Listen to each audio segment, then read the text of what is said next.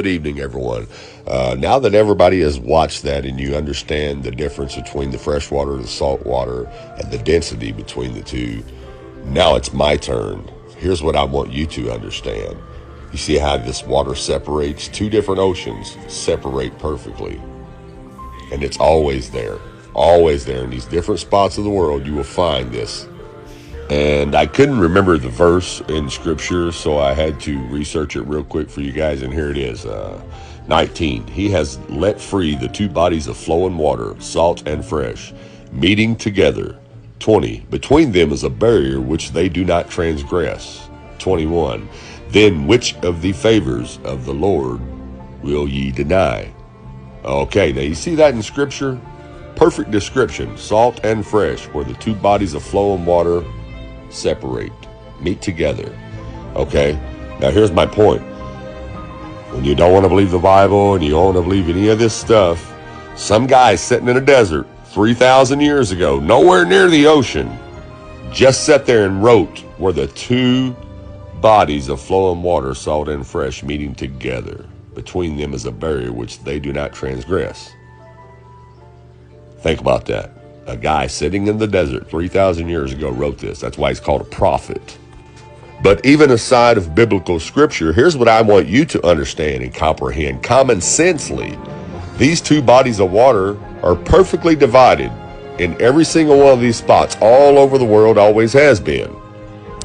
If the earth were a spinning globe, spinning 1,000 miles an hour, these waters would be all over the place, but they're not. They separate in the same place. All over the world, you can go see this. They're always in the same place. Always been there.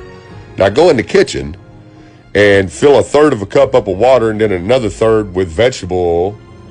They're separate. But you spin that cup and I'll guarantee you they'll mix together. But when you stop spinning that cup, they'll separate again.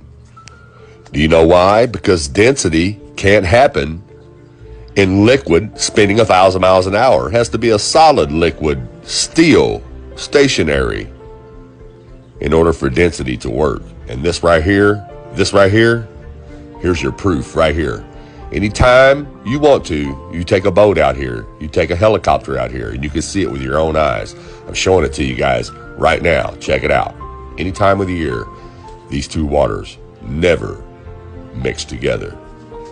This can only happen on a flat and stationary earth.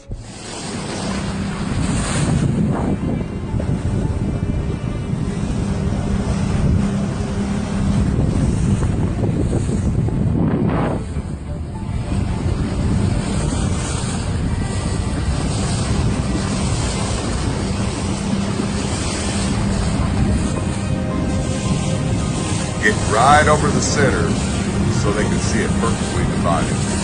There you go, right over the center.